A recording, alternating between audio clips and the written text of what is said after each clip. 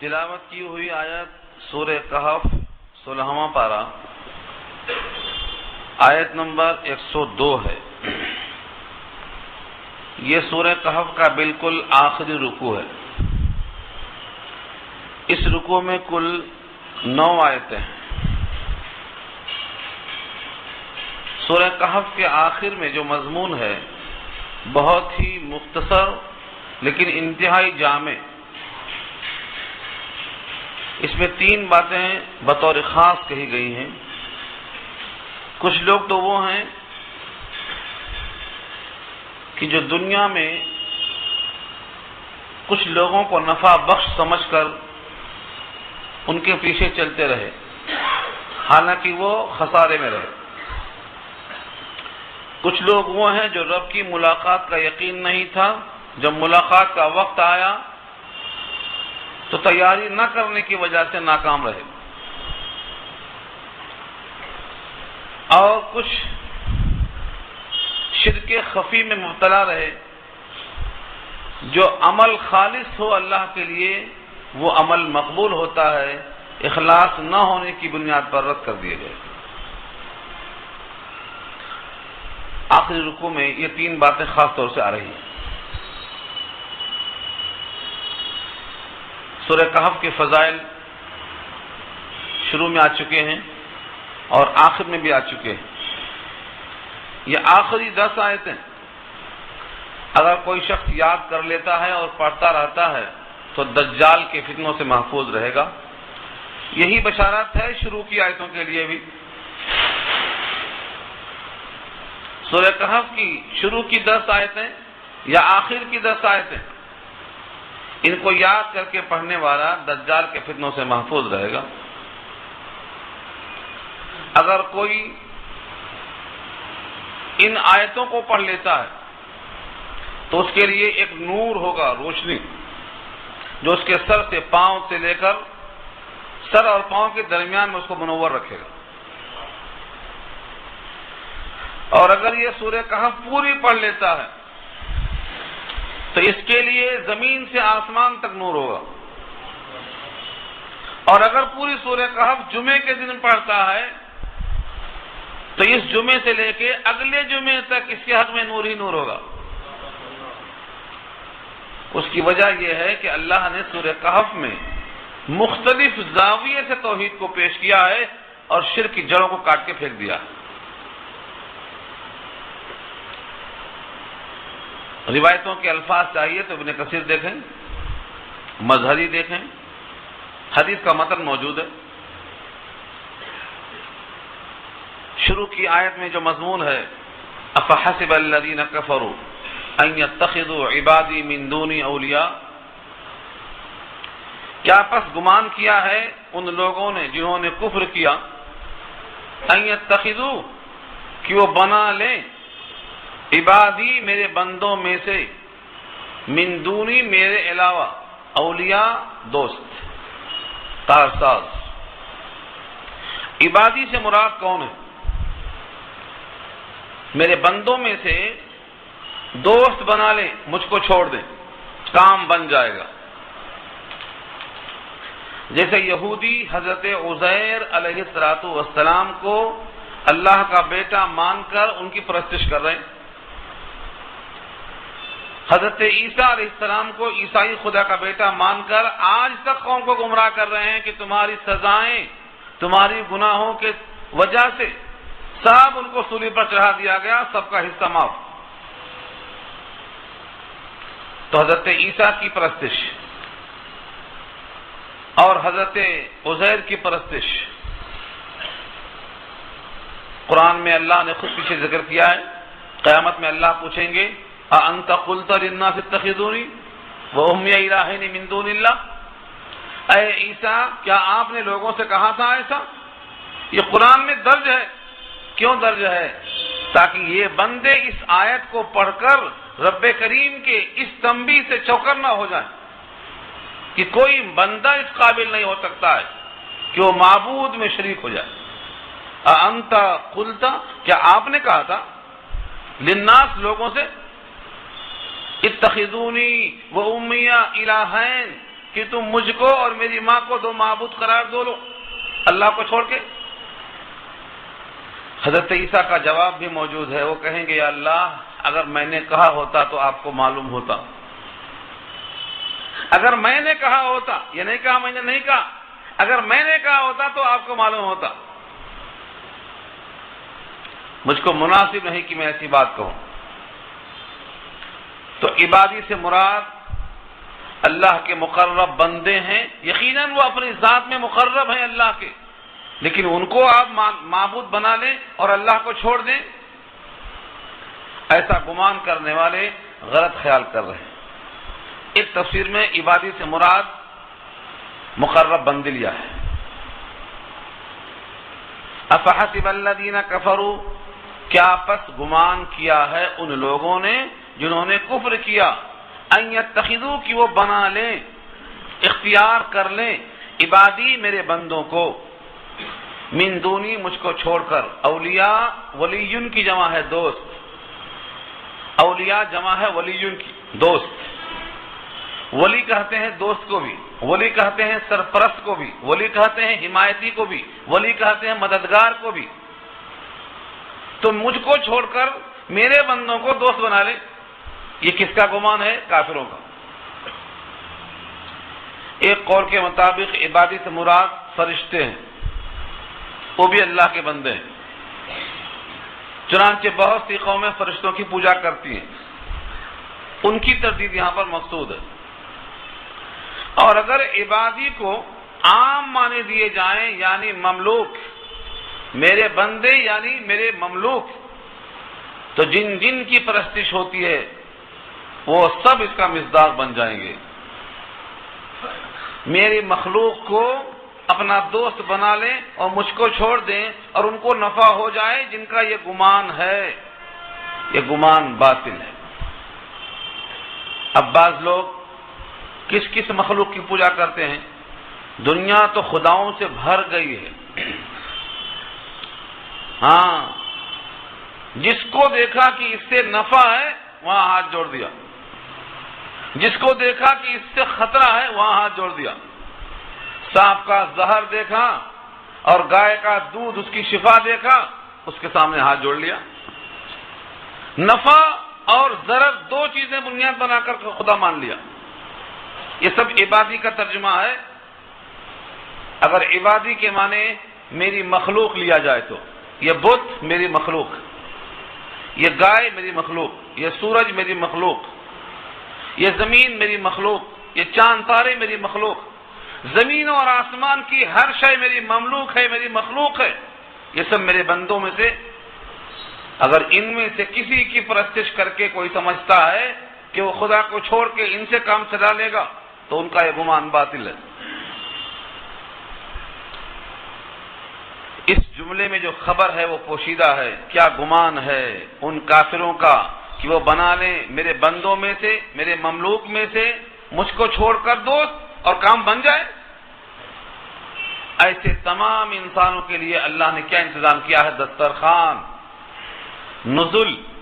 نزل کہتے ہیں دسترخوان، لیکن یہاں اللہ نے طنز کیا ہے، دسترخوان پہ کیا چنا ہے؟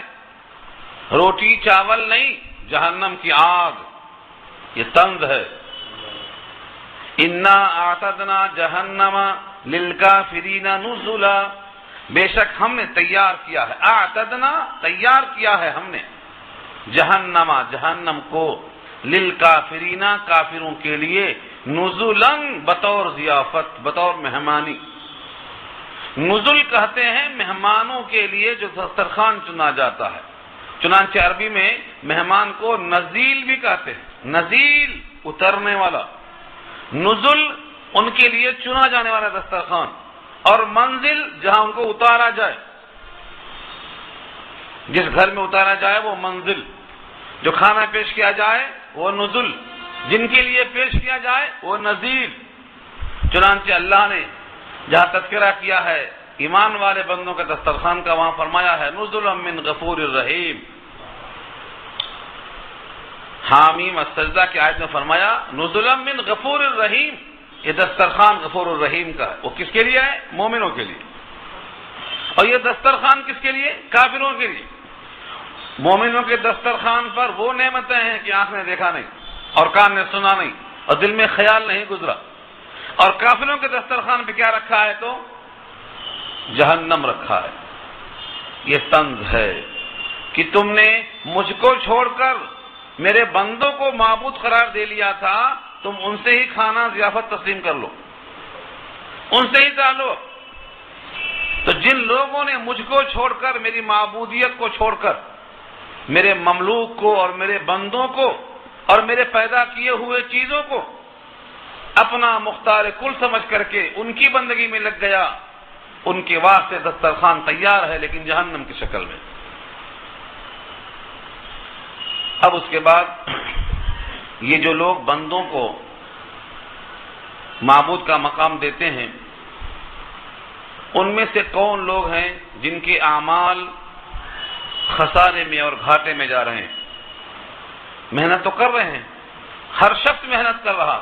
انکا کادح یا ایھا الانسان انکا کادح، اے انسان تجھ کو تو محنت ہی کرنا ہے، لیکن کس کی محنت خسارے میں اور کس کے اعمال گھاٹے میں؟ خود سوال کیا رب کریم نے، قل، اے نبی آپ کہہ دیجئے صلی اللہ علیہ وسلم، قل آپ فرما دیجئے، هل ننبئکم، کیا ہم خبردار کر دیں تم کو؟ ننبئکم، کیا ہم متنبع کر دیں، کیا ہم خبر دے دیں، کیا ہم اطلاع دے دیں؟ بالاخسرین اعمالا، اعمال کے اعتبار سے خاسرین نہیں اخسرین کہا، سب سے زیادہ گھاٹے میں کون ہے؟ ایک تو ہے خسارہ، گھاٹا، اس کے لیے اس میں تفضیل استعمال کیا، اخسر فرمایا، جیسے فضیلت سے افضل، کبیر سے اکبر اور حسین سے احسن، ویسے ہی فرمایا اخسرین، جمع ہے، اخسر کے معنی سب سے زیادہ خسارہ۔ کسی کی فیکٹری ڈوب گئی، کسی کا بینک ڈوب گیا، کسی کی جائیداد ڈوب گئی، کسی کی دنیا کی کمائی ڈوب گئی، ان میں سب سے زیادہ اخسر خسارے میں کون پڑا ہے؟ کس لحاظ سے؟ اعمال، عمل کے اعتبار سے۔ اعمال جمع ہے عمل کی، عمل کے معنی کام، کام کرتے کرتے سب مصروف ہیں، لیکن ان میں سب سے زیادہ گھاٹا کون سا؟ نشاندہی کر دیا رب کریم نے۔ اب اس نشاندہی کے بعد بھی اگر کوئی اسی محنت پہ لگا ہے اور کریکشن کرنے کو تیار نہیں ہے، کیا ہم تم کو بتا دیں کہ اعمال کے اعتبار سے بالکل خسارے میں کون لوگ ہیں؟ الذین ضل سعیہم فی الحیاۃ الدنیا وہم یحسبون انہم یحسنون صنعا۔ اس آیت میں اللہ نے نشاندہی کر دی۔ اس نشاندہی سے آپ کو پورا اندازہ ہو جائے گا۔ الذین، وہ لوگ کہ جو ضل، ضائع ہوئی، بیکار ہوئی، سعیہم، ان کی سعی، ان کی کوشش، ان کی محنت، ان کی دوڑ دھوپ، ان کی جد و جہد، سعی۔ لفظ سعیون کے معنی دوڑنا نہیں آتا، سعی کے معنی کوشش کرنا، دوڑنا بھی ایک قسم کی کوشش ہے۔ کہیں دوڑنے کی ضرورت پیش آ جائے تو دوڑنا بھی کوشش ہے، ورنہ لیسا للانسان الا ما سعی، نہیں ہے انسان کے لیے مگر اس کی جو کوشش اس نے کیا ہے۔ تو کوشش کے معنی سعی، محنت، جستجو۔ ضل سعیہم، اس کی سعی، اس کی محنت، اس کی کمائی ضائع ہو گئی۔ کہاں ضائع ہوئی؟ فی الحیات الدنیا، دنیا کی حیات میں، دنیا کی زندگانی میں۔ زندگی بھر کوشش کرتا رہا، وہ پوری کوشش وہیں کا وہیں ضائع ہو گئی۔ وہم یحسبون، اور وہ گمان کرتے رہے، وہم یحسبون، اور اپنے طور پر وہ گمان کرتے رہے، اسی دھن میں رہے، اسی خیال میں رہے، انہم یحسنون صنعا، کہ بے شک وہ لوگ جو کام کر رہے ہیں وہ بہت اچھا کر رہے ہیں، دنیا میں اچھا سمجھ کے کرتے رہے، لیکن یہ پوری محنت دنیا میں ضائع ہو گئی، آخرت میں اللہ کے پاس اس کا کوئی اجر نہیں۔ اعمال کے اعتبار سے سب سے گھاٹے میں یہ لوگ ہیں۔ یہ کون ہو سکتے ہیں؟ اللہ تعالیٰ نے ان کی ایک تمثیل بیان کی ہے، مثال دی ہے۔ پتھر پہ کچھ مٹی رکھ کر پودا اگایا. زمین نہیں ہے، نیچے پتھر ہے، پتھر کے اوپر تھوڑا سا مٹی رکھ کر کے پودا اگایا اور سمجھتے رہے یہ کہ اب یہ پودا ثمر آور ہوگا، پھل دے گا. لیکن اچانک تیز ہوا اور تیز بارش آئی تو نہ وہ مٹی رہی، نہ وہ پودا رہا، نہ پھل کی امید رہی، سب ضائع ہو گئے. یہ مثال دی ہے اللہ نے. کس کی مثال دی ہے؟ جو دکھاوا کر کے کوئی کام کرتے، اللہ کی خاطر نہیں کرتے، لوگوں کو خوش کر کے بتاتے دیکھو ہم ایسا کر رہے ہیں. پتھر پہ یہ پھل لگانا چاہتے ہیں، یہ پھل نہیں لگے گا. فرمایا رب کریم نے کہ یہ پتھر چکنا ہے، اس پر سے کوئی چیز رکنے والی نہیں ہے، سب نکل جاتی. تو پہلی چیز کیا ہے؟ ریاکاری کرنے والے کا عمل. پتھر پہ جو کسان گھاس اگاتا ہے، پھل اگاتا ہے، اس کی مثال دیا ہے اللہ نے. سلدہ کہا، سلدہ کا معنی چکنا پتھر. دنیا میں بہت نیکیاں کیا، ہر نیکی بندوں کو دکھانے کے لیے کیا. دیکھو لوگوں، میں بڑا سخی ہوں، دیکھو میں بڑا کریم ہوں، میں بڑا بہادر ہوں، میں نے اتنے نیکیاں کی ہیں، اتنے نیک کام کیے ہیں، لوگوں کو دکھاتا رہا، سارے لوگ خوش ہوتے رہے. اللہ فرمائیں گے یہ لوگوں کو خوش کرنے کے واسطے کیا تھا، اس کا بدلہ لوگوں سے مانگ لو، میرے پاس کچھ نہیں. میں پارٹنرشپ پسند نہیں کرتا. انا اغنی الشرکاء عن الشرک. جس عمل میں لوگ شریک ہوں، جس عمل میں لوگوں کی خوشی شریک ہو، میں ایسے عمل سے اور اسے کرنے والے سے بیزار ہوں، اس کا بدلہ ان سے ہی لے لو. تو ریاکار انسان کو کوئی عمل کا صلہ نہیں ملے گا. مثال کس کی ہے؟ ریاکاری کی ہے، دکھاوا کی. تو دنیا میں جو لوگ کام کرتے ہیں بظاہر نیک کام کرتے ہیں، لیکن اللہ کو راضی کرنے کے ساتھ ساتھ لوگوں کو خوش کرنا چاہتے ہیں. ریاکاری کتنا بڑا وبال ہے. تو ایک عمل تو ریاکاری کا ہے جس سے عمل باطل ہو جائے گا، اور دوسرا عمل ان کا باطل ہو جائے گا جو ایمان کے بغیر محنت کر رہے ہیں. دواخانے کھول دیے، فائدہ ہو رہا لوگوں کو، بہت اچھا عمل ہے، لیکن اس عمل پر بدلہ کب ملے گا؟ جب ان کا اللہ پر اور اللہ کے ذات و صفات پر یقین اور ایمان ہو. شرط خالہ. جس طرح دنیا میں کوئی غذا اور کوئی دوا اس وقت تک کار نہیں کرتی جب تک کہ اس میں جان موجود نہ ہو. روح نکل گئی، اب غذا کام نہیں کرے گی. قیامت میں اللہ کے سامنے کوئی بھی انسان کتنا ہی نیک عمل لے کے آ جائے، اگر اس کا ایمان نہیں ہے تو کسی عمل کا کوئی بدلہ نہیں ملے گا. ایمان شرط رکھا اللہ نے. من عمل صالحا منکم من ذکر او انثى وهو مؤمن. شرط رکھا اللہ نے، وهو مؤمن، شرط. اور جب تک ایمان کی شرط نہیں پوری کرے گا عمل کا صدقہ نہیں ملے گا.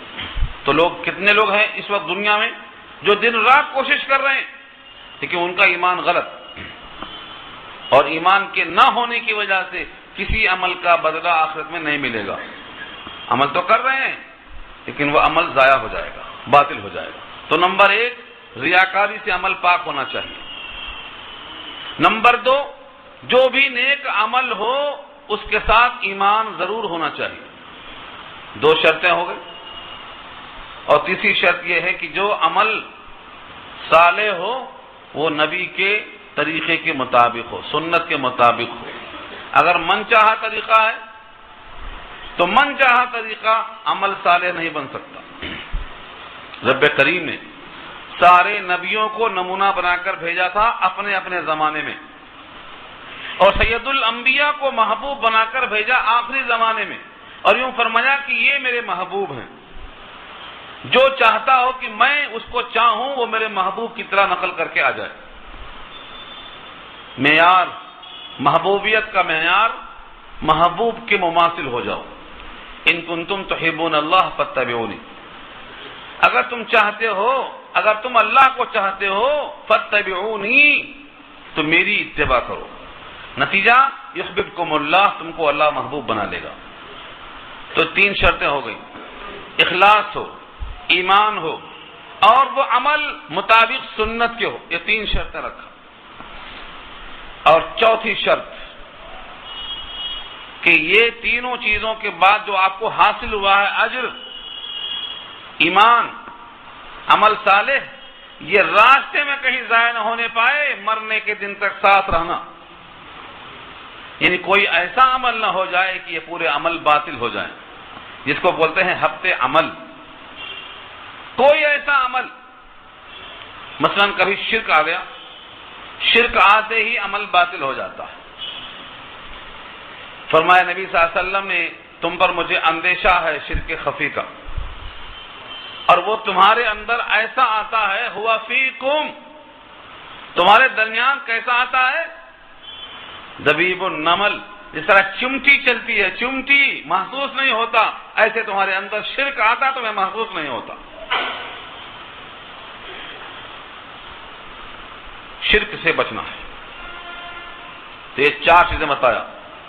گھاٹے کے اعتبار سے سب سے بڑے گھاٹے میں وہ لوگ ہیں عمل کے اعتبار سے جو دنیا میں کوشش کرتے رہے، محنت کرتے رہے، اور وہ سمجھتے رہے کہ ہمارا کام بہت اچھا ہے، لیکن ساری محنت ان کی ضائع ہو گئی. اولئک الذین کفروا بآیات ربہم ولقائہ فحبطت اعمالہم فلا نقیم لہم یوم القیامۃ وزنا. اولئک وہی لوگ ہیں، یہ وہی لوگ الذین کفروا جنہوں نے کفر کیا. کس کے ساتھ کفر کیا؟ کفر کے معنی انکار، کفرہ کے معنی انکار کرنے کے آتے. کس کا انکار کیا؟ بآیات ربہم، اپنے رب کی آیتوں کے ساتھ انکار کیا، یعنی آیات الہیہ کا انکار کیا.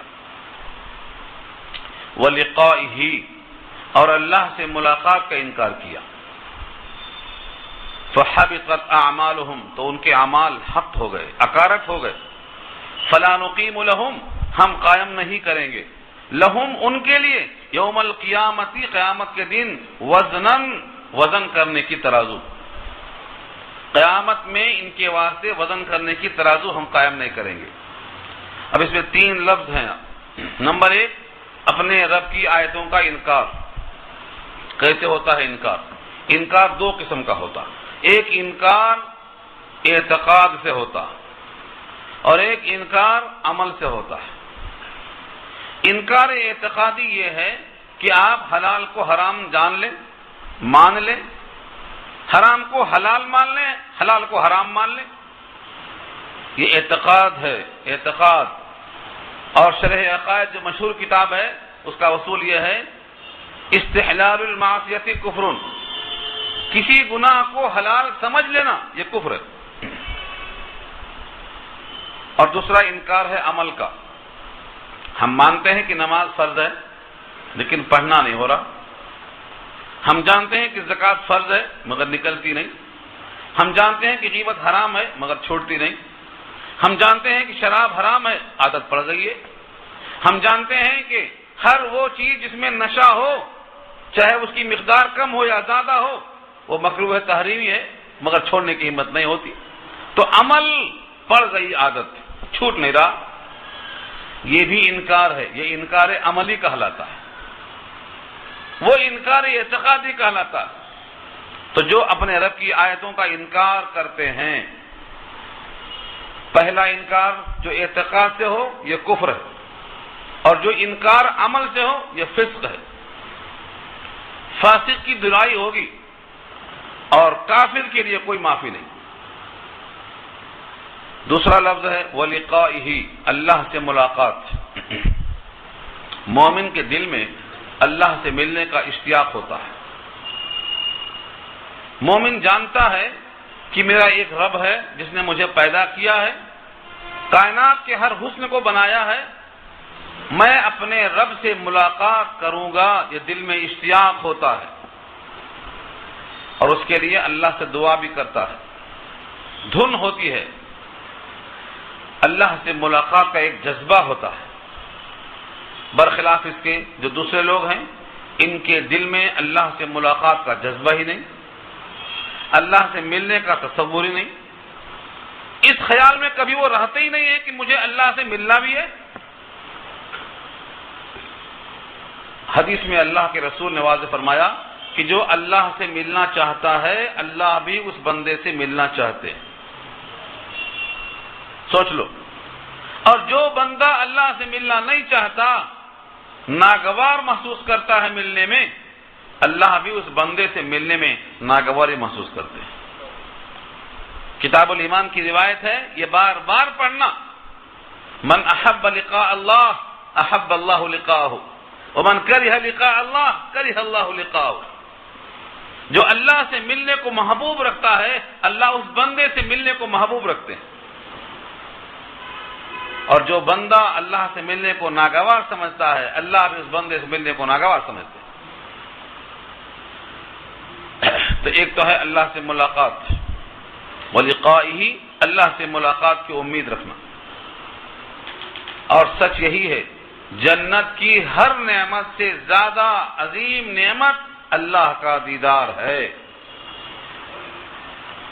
جنت کی نعمتیں تو بتلانے کے لیے کہ بندہ لذت کو انہی شکلوں میں جان سکتا ہے، باغ کہو، گھر کہو، سونا کہو، چاندی کہو، حور کہو، انہی کو جانتا پہچانتا ہے. بقیہ سارے عالم کا حسن سمیٹ کر، جس کا آدھا یوسف علیہ السلام کو دیا گیا، جس کو دیکھ کر زلیخا نے اور بہت سی عورتوں نے اپنے ہاتھ کاٹ لیے، ان سارے حسینوں کو پیدا کرنے والا رب اتنا حسین ہے کہ اس کو دیکھنے کے بعد کوئی کسی طرف دیکھے گا نہیں، بھول جائے گا دیکھنا. اللہ کی ملاقات ایک جذبہ ہوتا، اور مومن کے دل میں جب یہ جذبہ ہوتا کہ مجھے اللہ سے ملنا ہے تو اس کے لیے کوشش کرتا ہے. اور قیامت میں کچھ لوگ ہیں بطور سزا کے اللہ کے دیدار سے محروم کیے جائیں گے. سورہ تطفیف پارہ 30 میں اللہ نے کہا وَهُمْ عَنْ رَبِّهِمْ يَوْمَئِذٍ لَمَحْجُوبُونَ، اور وہ لوگ اپنے رب کے دیدار سے اس دن پردے میں رکھے جائیں گے، محروم کیے جائیں گے. کَلَّا إِنَّهُمْ عَنْ رَبِّهِمْ يَوْمَئِذٍ لَمَحْجُوبُونَ، محجوب، حجاب میں رکھے جائیں گے. تو جو بندہ اللہ کو دیکھنے پر قادر نہیں ہوگا وہ محجوب ہوگا، اور وہ مایوس ہوگا، اور وہ نعمتوں سے محروم ہوگا.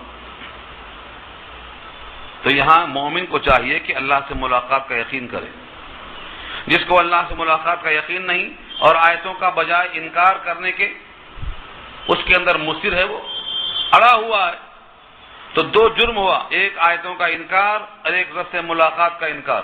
اس دو جرم کی سزا کیا ہے؟ فَحَبِطَتْ أَعْمَالُهُمْ، ان کے اعمال حبط، ان کے اعمال حبط ہو گئے. جیسے کوئی مومن کافر ہو جائے، کوئی مومن مرتد ہو جائے، کوئی مومن اپنے ایمان سے مکر جائے تو کیا ہوگا؟ اس کے سارے اعمال حبط ہو جائیں گے، پچھلا ریکارڈ پورا ختم ہو جائے گا. جیسے کوئی کافر کلمہ پڑھ کے ایمان میں آ جائے تو اس کے زندگی بھر کے تمام گناہ ختم ہو جائیں گے، ہاں نیکیاں باقی رہیں گی. اور اگر کوئی مرتد ہو جائے تو زندگی بھر کی تمام نیکیاں اکارت ہو جائیں. تو حبط عمل کا مطلب یہ ہے عمل سوخت، قابل قبول نہیں. فَلَا نُقِيمُ لَهُمْ يَوْمَ الْقِيَامَةِ وَزْنًا، تو ہم ان کے لیے ترازو قائم نہیں کریں گے. وزن اعمال، جب عمل تولا جائے گا تو اعمال کے تولنے کے موقع پر اللہ تعالیٰ ان کے اعمال کو تولنے کے واسطے قبول نہیں کریں گے. کیوں؟ ایمان ہی نہیں ہے، اور جو عمل ایمان کے بغیر ہے وہ تولا نہیں جائے گا. تو پہلی بات تو ہم تولیں گے ہی نہیں، ترازو قائم نہیں کریں گے. اور اگر کسی وجہ سے ترازو لگا بھی دی جائے اور تولا بھی جائے تو ان کے کفر کی وجہ سے ان کا کوئی عمل وزندار نہیں ہوگا. جسے اللہ نے خود کہا ہے فمن خفت موازینہ، فمن خفت موازینہ، جس کی میزان عمل ہلکی پڑ گئی فامہ ہاویہ، جہنم میں رہے گا وہ. ومن ثقلت موازینہ فہو فی عیشۃ راضیہ، اور تول بھاری ہو گئے جنت میں رہے گا وہ. تو یہ تول بھاری کیسے ہوئی اور کم کیسے ہوئی؟ صرف ایمان کی وجہ سے. اعمال کا وزن بڑھے گا ایمان سے، اور اعمال کا وزن ختم ہو جائے گا عدم ایمان سے. اس لیے مومن پر سب سے اہم چیز یہ ہے کہ وہ اپنے ایمان کی فکر کرے، دوستوں کو اتنا ہی وقت دے جتنا ان کا حق ہے، سارے وقت دوستوں کو مت دے دے، کچھ وقت رکھے اپنے رب کے ساتھ ملاقات کی فکر میں لگنے کے لیے، اللہ کی یاد میں لگنا چاہیے۔ جب بندہ اللہ سے ملنے کا شوق رکھتا ہے تو تنہائی میں، خلوت میں اللہ کو یاد کرتا ہے، اسی کا نام مراقبہ ہے، اسی کا نام ہے اللہ کی طرف متوجہ ہونا۔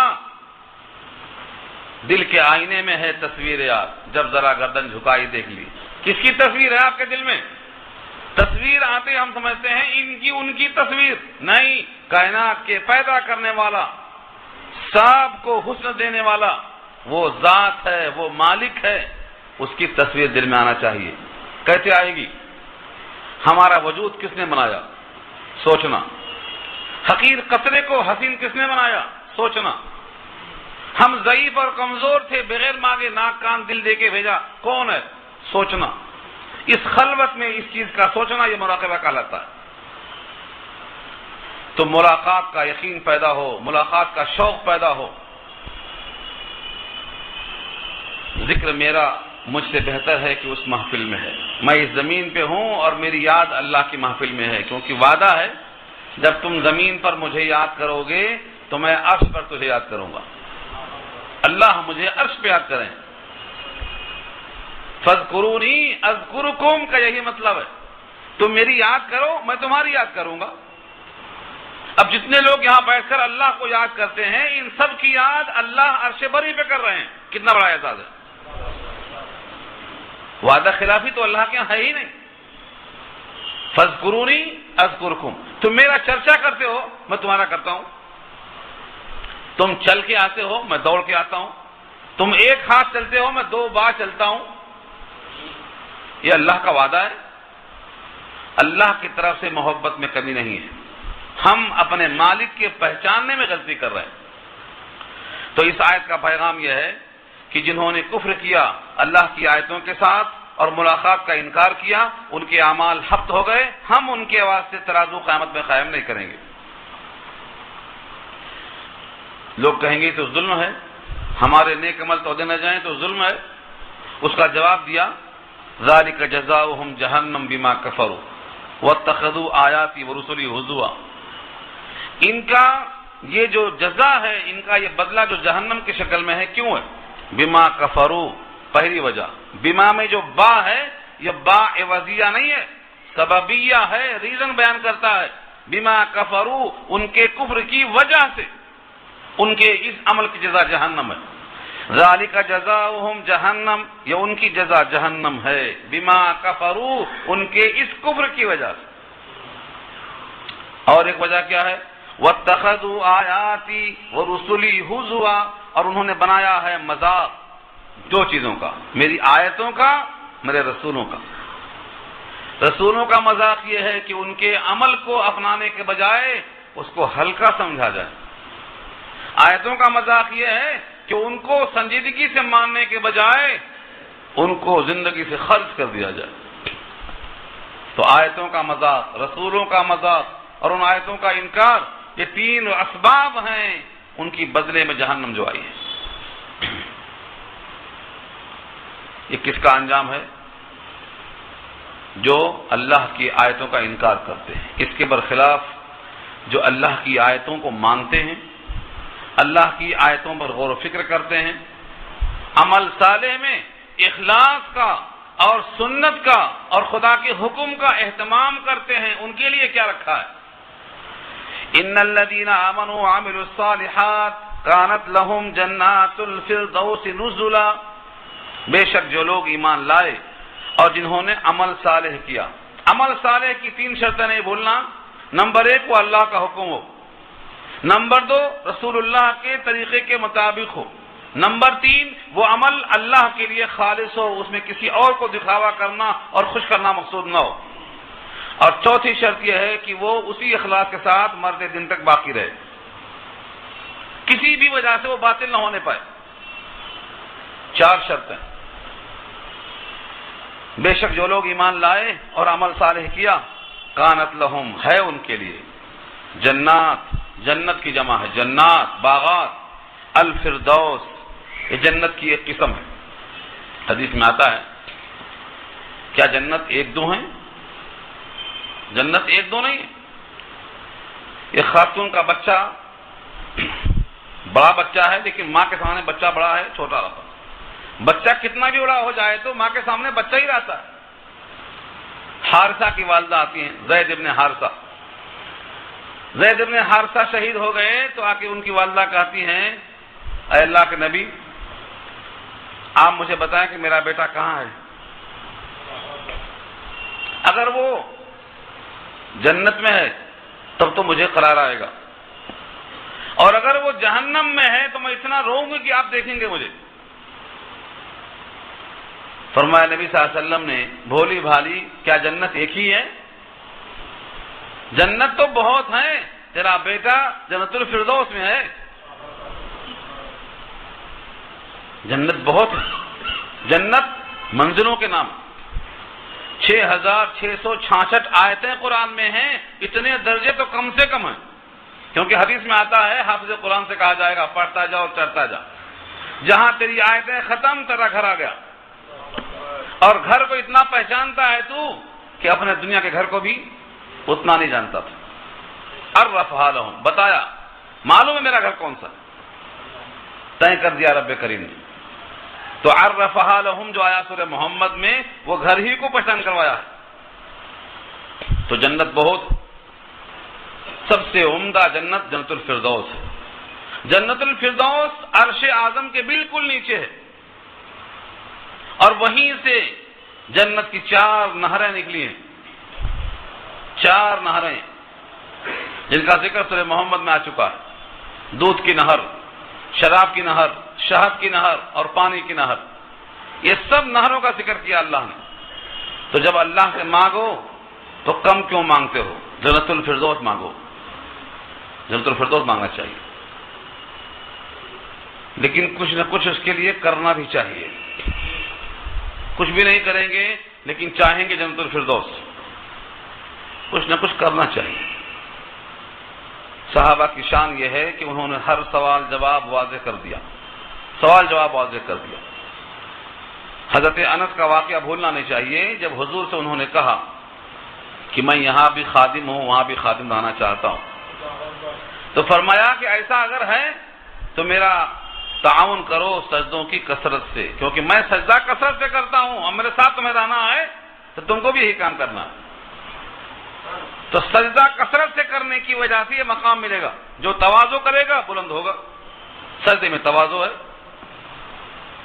تو جنت الفردوس بہت اونچی جنت، بطور نزل کے دیکھو یہاں بھی آ گئی، یہ نزل، اوپر بھی نزل تھا، وہاں جہنم ہے نزل کافروں کے لیے، یہاں جنت الفردوس ہے نزل ایمان والوں کے لیے، دونوں ضیافت ہے، دونوں کا انتظام کیا ہے اللہ نے۔ اب جو ایمان عمل صالح لے کر آئے گا اس کی ضیافت ہوگی جنت الفردوس میں، اور جو ایمان کے بجائے انکار لائے گا، عمل صالح کے بجائے فسق و فجور لائے گا، اس کی بھی ضیافت ہوگی جہنم کی شکل میں، وعدہ کر دیا اللہ نے۔ جنت الفردوس میں بطور ضیافت کے رہے گا، کب تک رہے گا؟ فرمایا خالدین فیہا، ہمیشہ رہے گا، خالدین فیہا، اس میں ہمیشہ ہمیشہ رہیں گے۔ لا یبغون عنہا حولا، نہیں چاہیں گے وہ وہاں سے نکلنا، لا یبغون، نہیں چاہیں گے وہ لوگ، عنہا، اس جنت الفردوس سے باہر جانا، حولا کے معنی بدلنا، بھائی یہاں رہتے رہتے ہم بہت بور ہو گئے، اب کہیں جگہ بدلو۔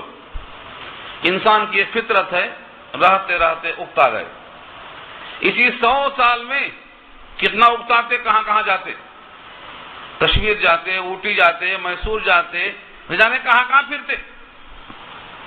اسی پر قیاس کر کے انسان سوچتا ہے کہ جنت میں کب تک رہیں گے، ہمیشہ رہیں گے، قید خانہ بن جائے گا وہ تو۔ اللہ فرماتے ہیں جنت کو ہم نے ایسا بنایا ہی نہیں ہے کہ وہاں اکتاہٹ پیدا ہو، لا یبغون عنہا حولا، وہ تلاش ہی نہیں کریں گے وہاں سے ہٹنے کو، تحویل تبدیل وہاں سے ہونے کو وہ چاہیں گے نہیں۔ آپ کی جنت کتنی بڑی ہوگی، کتنی وسیع ہوگی، سب سے زیادہ جو سب سے آخر میں دنیا سے آئے گا جنت میں، اس کی دنیا کے مقابلے میں 10 گنا بڑی جنت ہوگی، 10 گنا بڑی۔ ابو سعید خدری کی روایت میں 10 گنا کا اضافہ ہے، اور ابو ہریرہ کی روایت میں دنیا کے برابر کا اضافہ ہے۔ وہ کون آدمی؟ جو سب سے آخر میں آئے گا جنت میں، سب سے آخر میں، لاسٹ۔ اور وہ بھی کیسے آئے گا؟ تفصیل لکھا ہے بخاری نے۔ ایک بندہ کہے گا یا اللہ میں محروم ہوں، مجھ کو کم سے کم جہنم کی طرف میرا منہ پھیر دیا جائے، مجھے جہنم کی ہولناک کچھ ڈر لگتا ہے۔ اللہ کہیں گے ابن آدم تو پھر مانگے گا، اس کے بعد تو کہے گا نہیں، آپ کی قسم میں کچھ نہیں کہوں گا۔ اس کا منہ اللہ تعالیٰ پلٹا دیں گے، اب جہنم نہیں دیکھے گا، ہیبت ختم۔ اب کیا دیکھے گا؟ جنت دیکھے گا۔ جب تک چاہیں گے اللہ چپ رہے گا، پھر بولے گا یا اللہ اگر میں چوکھٹ تک آ گیا تو کیا حرج ہے؟ رب کریم کہیں گے ابن آدم تو پھر نافرمانی کرے گا، چوکھٹ تک اس کو کر دیا، اب چوکھٹ پہ آ کے تازگی سرور اور دیکھتا ہے، زبان چاٹتے ہوئے بولتا ہے یا اللہ اگر میں اندر آ گیا تو کیا ہو جائے گا؟ یہ کیوں سنا رہا ہوں؟ آخری شخص ہے، سب آ چکے، ایسے کو اللہ اندر لائیں گے اور پوچھیں گے کیا مانگتا ہے مانگ لے، جتنا اس کی ہمت ہے مانگ لے گا، سب دے دیں گے۔ پھر فرمائیں گے جتنا تم نے مانگا ہے اس کا ڈبل اور لے لے۔ یہ کون سا شخص ہے جو آخر میں آیا ہے؟ اس کی جنت کتنی بڑی ہوگی؟ 2 روایتیں ہیں بخاری کی۔ ابو ہریرہ فرماتے ہیں دنیا کے برابر ہوگی اس کی۔ کتنا پھرے گا بیچارہ، کہاں سے اگتائے گا یہ؟ اور جو دوسری روایت ہے ابو سعید خدری کی، وہ فرماتے ہیں دنیا سے 10 گنا بڑی جنت ہوگی۔ کہاں تھکے گا یہ ان کا حال ہے جو ادنا درجے کی جنت پا رہے ہیں اور جن کا مقام جنت الفردوس ہے۔ اللہ ہم تک نصیب فرمائے۔ کتنا اونچا مقام ہے جنت الفردوس، کتنا اونچا مقام ہے۔ اور یہ مت سمجھو کہ ہم کو نہیں ملے گی، آپ کو نہیں ملے گی، یہ سوچو مت۔ ایک صحابی نے کہا اے اللہ کے نبی جنت میں ہم چلے بھی گئے تو آپ کو دیکھنے کا موقع نہیں ملے گا، آپ تو بہت اونچے ہیں، آپ کا مقام بہت اونچا ہے، ہم جنت میں جائیں گے تو پتہ نہیں کہاں رہیں گے، آپ کو دیکھے بغیر قرار نہیں آتا۔ اس پر وہ آیت نازل ہوئی سورہ نساء کی کہ جو جس سے محبت کرتا ہے اور جس کی نقل کرتا ہے اور جس کے نقش قدم پہ چلتا ہے اور جن کے دل پہ ہمیشہ ان کا پیار بسا رہتا ہے، اللہ ان کے ساتھ رکھیں گے۔ ان کو درجے میں فرق ہوگا لیکن ساتھ رکھنے کا مطلب جانا آنا کوئی بند نہیں کر سکے گا، جب چاہیں گے نبی سے ملاقات کر سکیں گے۔ جس سے آپ کو محبت ہے جانا آنا کوئی روک نہیں سکے گا۔ وَمَن يُطِعِ اللَّهَ وَالرَّسُولَ فَأُولَٰئِكَ مَعَ الَّذِينَ أَنْعَمَ اللَّهُ عَلَيْهِم مِّنَ النَّبِيِّينَ وَالصِّدِّيقِينَ وَالشُّهَدَاءِ وَالصَّالِحِينَ۔ تو جو جس سے محبت کرتا ہے اور اسی کی اطاعت کرتا ہے ان کے ساتھ رہے گا، جو وعدہ ہے اللہ کا۔ تو جنت الفردوس بنائی گئی ہے آپ کے لیے، یہ رب کریم پہلے سے اظہار فرماتے ہیں تاکہ بندہ اس کی طلب میں کوشش کرے، رات بھر نہ سوئے، تھوڑا اٹھ کر میرے ساتھ ملاقات کا بھی موقع نکالے۔ قم قم یا حبیبی کم تنامو، اٹھو میرے محبوب کب تک سو گے؟ طالب الجنت لا ینامو، جو طالب ہوتا جنت کا وہ سوتا نہیں ہے۔ رات میں جگتے تھے حضور، صحابہ جگتے تھے، جتنے متقی پرہیزگار گزرے ہیں راتوں کو اللہ کو یاد کرتے تھے، ہم کو جگنا بھی پڑے گا۔ تو فرمایا جنت ایسا مقام ہے جہاں سے نکلنا وہ نہیں چاہیں گے۔ رب کے کلمات اور رب کی تعریفیں اتنی زیادہ ہیں، اتنی زیادہ ہیں، بندے کا علم اتنا محدود ہے، کھوپڑی چھوٹی سی ہے، اس میں اللہ کے سارے کلمات سما نہیں سکتے۔ اللہ فرماتے ہیں اگر اللہ کے کلمات کو لکھنے کے لیے سمندر روشنائی بن جائے، کتنے سمندر؟ ایک سمندر نہیں، 7 سمندر۔ دیکھیے آگے، قُلْ لَوْ كَانَ الْبَحْرُ مِدَادًا لِكَلِمَاتِ رَبِّي، کہہ دیجئے اگر ہو جائیں سمندر روشنائی، لِكَلِمَاتِ رَبِّي، میرے رب کے کلمات کو لکھنے کے لیے لنفد البحر قبل ان تنفذ کلمات ربی، تو سمندر کی روشنائی ختم ہو جائے گی میرے رب کے کلمات کے ختم ہونے سے پہلے، کیونکہ کلمات الہیہ لا متناہی ہیں، سلسلہ کبھی ختم نہیں ہوگا، اور سمندر ختم ہو جائے گی۔ اور آگے خود فرمایا وَلَوْ جِئْنَا بِمِثْلِهِ مَدَدًا، اور اگر ہم اس سمندر کی طرح اور سمندر لائیں مدد کے لیے تب بھی ختم ہو جائے گی۔ اور دوسری آیت میں فرمایا سبعۃ ابحر، سبعۃ ابحر، اگر 7 سمندر بھی رکھ دیں ہم تو کلمات رب ختم نہیں ہوں گے، یہ سمندر کی روشنائی ختم ہو جائے گی۔ اللہ کی تعریف اسی واسطے کوئی کما حق ہو نہیں کر سکتا۔ سب سے زیادہ تعریف اللہ کی کون کر سکتا ہے؟ اللہ کے محبوب سے بڑھ کر کون کر سکتا ہے؟ تو محبوب کا بھی کیا حال تھا، فرماتے تھے اللہم لا احصی ثناء علیک انت کما اثنیت علی نفسک، اے اللہ میں آپ کی ثنا بیان نہیں کر سکتا، آپ کی ثنا کا میں احاطہ نہیں کر سکتا، آپ ایسے ہیں جیسا آپ نے اپنے تعریف خود فرمایا ہے۔ یہ کیا ہے؟ یہ بتانا ہے کہ اللہ کے نبی بھی اللہ کی تعریف کا احاطہ کرنے سے قاصر ہے۔ اللہ کی شان، اللہ کی تعریف، ان کے کلمات کبھی ختم نہیں ہو سکتے۔ اس ذات کے کلمات جب ختم نہیں ہوں گے تو معلوم یہ ہوا ایسے ہی جنت کی نعمتیں لامحدود ہیں، ان کی عطا بھی لامحدود ہے، جس بندے کو عطا ہوگی خوب عطا ہوگی۔ اب اس کے بعد نبی کریم محمد مصطفیٰ صلی اللہ علیہ وسلم سے اللہ نے کہلوایا قل، اے نبی آپ کہیے انما انا بشر مثلکم، انما یہ کلمہ حصر ہے، اس کے سوا اور کچھ نہیں۔ انما کے معنی اس کے سوا اور کچھ نہیں، انما کے معنی صرف یہی، فارسی میں کہتے ہیں جزئی نیز، صرف اور صرف یہی۔ قل آپ کہہ دیجئے انما انا بشر مثلکم، اس کے سوا اور کچھ نہیں کہ میں بشر ہوں، انما اس کے سوا اور کچھ نہیں، انا میں بشر ہوں، مثلکم تمہاری ہی طرح، یوحا الیہ وحی کی جاتی ہے میری جانب، پیغام آتا ہے میری طرف، اللہ کی طرف سے فرشتہ آتا ہے میری طرف۔ اس پیغام میں کیا ہے؟ انما الہکم الہ واحد، اس کے سوا کچھ نہیں کہ تمہارا معبود ایک معبود ہے، تمہارا معبود ایک معبود ہے۔ تو تمہارے پاس وحی نہیں آتی، میرے پاس وحی آتی، اس وحی کی بنیاد پر میں تم سے کہتا ہوں کہ ایک اللہ ہے، ایک معبود ہے، ایک معبود ہے، ایک مسجود ہے۔ یہ میرے پاس علم کہاں سے آیا؟ کیونکہ مجھ پر وحی آتی ہے۔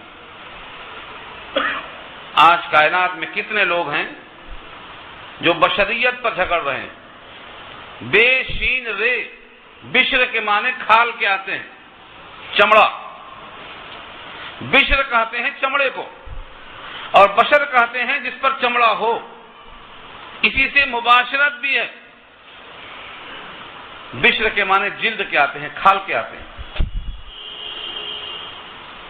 بشر ایک جنس ہے، میں نے پہلے کہا تھا کہ مخلوقات میں 3 جنسیں ہیں جو مخاطب بنی، نوری، ناری، خاکی۔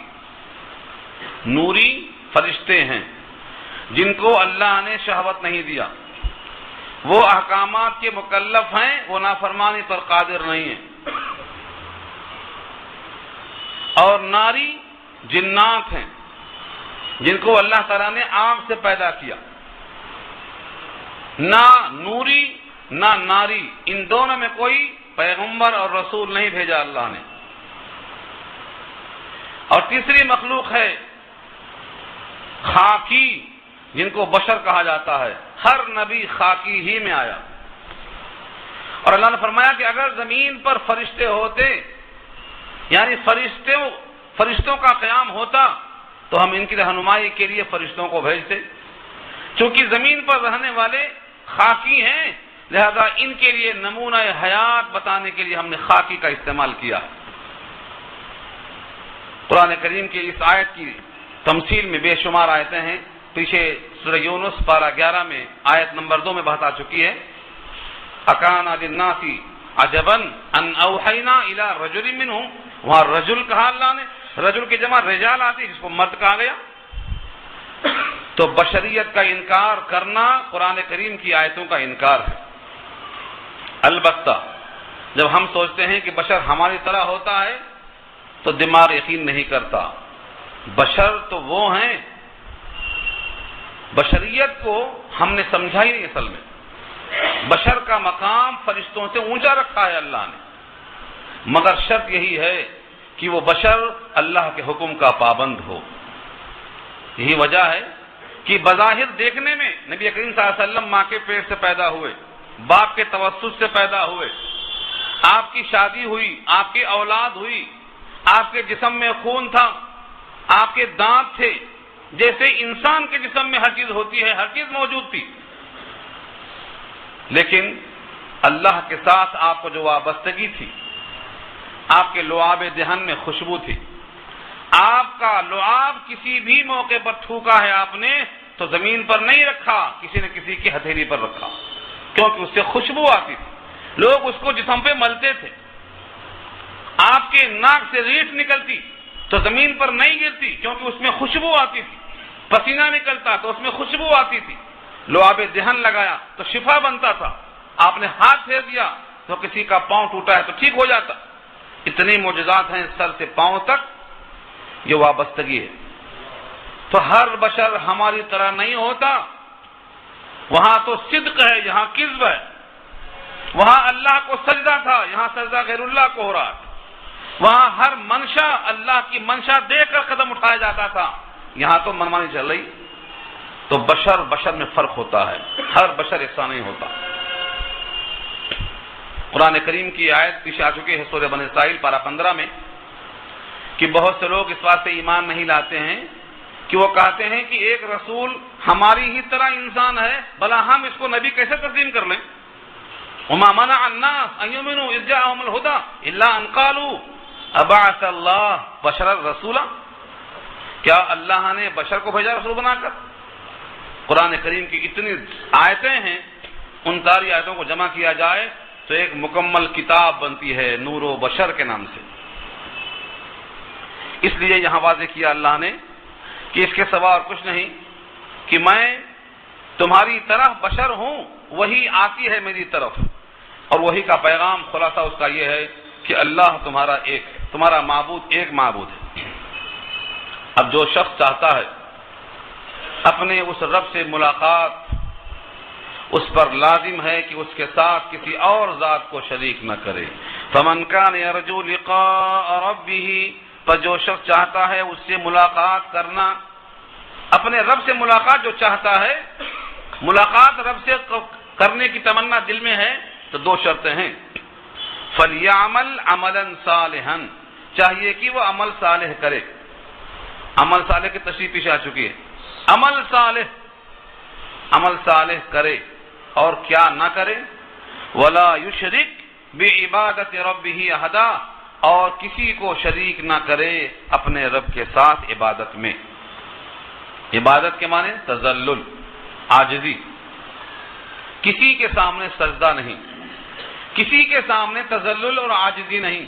اگر کسی نے اپنے عمل میں، اپنی عبادت میں کسی غیر کو شریک کر لیا تو عمل صالح باطل ہو گیا۔ اسی آیت سے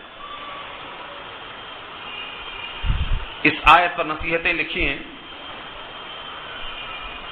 کہ جو اللہ سے ملاقات چاہتا ہو وہ کان کھول کے سن لے کہ سارے اوقات دنیا میں نہ لگا دے، اگر اللہ سے ملاقات کرنا ہے تو اللہ کے لیے عمل صالح کرے، اور عمل صالح ایسا کرے کہ اس میں شرک کی بو نہ آنے پائے۔ شرک کیا چیز ہے؟ شرکت۔ شرک کیا ہے؟ شرکت۔ کس میں شرکت؟ کسی بھی کام میں کسی کو شریک کرنا، یہ شرکت کہلاتا ہے، پارٹنرشپ جسے کہتے ہیں آپ۔ مثلا آپ نے نماز پڑھا، نماز اللہ کے لیے پڑھا، مگر کسی اور کو بھی یہ بتانا منظور ہے کہ میں نمازی ہوں، میں قابل بھروسہ ہوں، تاکہ لوگ میری نمازوں کو دیکھ کر کے مجھے نمازی سمجھیں۔ یہ کیا ہوا؟ نماز تو پڑھا اللہ کی، لیکن نماز سے غیر اللہ کو مطمئن کرنا چاہا، تو نماز جو عبادت تھی اس میں شرکت ہو گئی بندے کی رضا کی۔ یہ بہت باریک فن ہے شرک کو پہچاننا۔ اسی واسطے آقا نے فرمایا میں تم پر جو اندیشہ کرتا ہوں، سب سے زیادہ خوف مجھے تو اس پر کس بات کا ہے؟ شرک خفی کا۔ جس طرح چمٹی آ جاتی ہے محسوس نہیں ہوتا، ایسا ہی شرک آتا ہے تو میں محسوس نہیں ہوتا۔ آپ نے بہت عمدہ کام کیا، دل میں خیال آ گیا کہ لوگ مجھے واہ واہ کہیں، گیا آپ کا عمل۔ کسی بھی عمل کے لیے ایک ہی شرط ہے کہ وہ عمل صرف اللہ کے لیے ہو۔ البتہ اس میں ایک استثناء ہے، اور جو روایت ہے ابو ہریرہ کی، حضرت ابو ہریرہ رضی اللہ تعالی عنہ نبی صلی اللہ علیہ وسلم سے سوال کرتے ہیں، یا رسول اللہ صلی اللہ علیہ وسلم، میں نماز پڑھتا ہوں اپنے گھر میں، میرے نماز پڑھنے کے وقت میں کوئی آ جاتا ہے، مہمان دوست، میرے دل میں خیال آتا ہے کہ اس نے مجھے نماز پڑھتے ہوئے دیکھا، اس کے دل میں میری عبادت کا اور میرے عظمت کا اس کے دل میں ایک سکہ بیٹھ گیا ہوگا کہ بڑا نمازی ہے یہ۔ حالانکہ نیت کے وقت اس کا خیال نہیں تھا، نماز تو میں اللہ کی خاطر پڑھ رہا تھا، درمیان میں یہ آ گیا، اس کے آنے سے دل میں یہ خیال پیدا ہوا کہ میرے نماز کو دیکھ کر دل میں خیال آیا ہوگا کہ بڑا نمازی ہے، جب دیکھو نماز پڑھتا رہتا ہے، حالانکہ میرا گمان نہیں تھا اس کی طرف۔ کیا یہ بھی شرک خفی ہے؟ فرمایا نبی صلی اللہ علیہ وسلم نے تلک العاجل بشر المومن، یہ تو مومن کی بشارت کا نقد جو ہے عطیہ ہے، یہ جو مومن کو ملنے والا ہے، یہ تحفہ نقد ہے۔ پہلے سے تمہارا گمان نہیں تھا ان کو خوش کرنے کا، تمہارا وہ عمل جو نیت کی تھی وہ اللہ کے واسطے کی تھی، لیکن اگر لوگ تمہارے اس عمل سے واقف ہو گئے، تمہاری مرضی تمہارے نیت کے بغیر، تو یہ تمہارے واسطے تحفہ ہے۔ حدیث میں آتا ہے جب بندہ خالص کرتا ہے کام اللہ کے لیے تو اللہ کا محبوب بن جاتا۔ اب وہ محبوبیت اللہ تعالی عرش پہ فرشتوں سے اعلان کرا دیتے ہیں کہ فلاں بندہ میرا محبوب ہے، تم بھی اس سے محبت کر لو۔ پھر وہ محبوبیت زمین پہ اتر جاتی ہے، اب ہر بندہ اس بندے سے پیار کرتا ہے، یہ اس محبوبیت کی وجہ سے کہ وہ بندہ اللہ کا محبوب بن گیا اور اپنے سارے عمل کو اللہ کے لیے کر دیا۔ تو اگر بندہ نیت میں اللہ کے واسطے کرتا ہے، پھر بھی لوگوں میں چرچا ہے اور لوگوں میں واہ واہ ہے، تو یہ ریاکاری میں نہیں آتا۔ ہاں، لوگوں کے دکھانے کے لیے ہی عمل شروع کرتا ہے تو وہ ریاکاری میں آتا ہے۔ بہرحال 4 شرطیں ہیں اپنے پاس جو مقبول ہونے کی علامت ہے۔ ایک تو عمل اللہ کے لیے خالص ہو، دوسرے وہ شرک سے پاک ہو، تیسرے ریاکاری سے دور ہو، اور چوتھے مرتے دم تک باقی رہے، کبھی حق نہ ہونے پائے، ضائع نہ ہونے پائے۔ اللہ تعالی ہم سب کے واسطے خیر کا فیصلہ فرمائیں۔ دعا کر لیجیے۔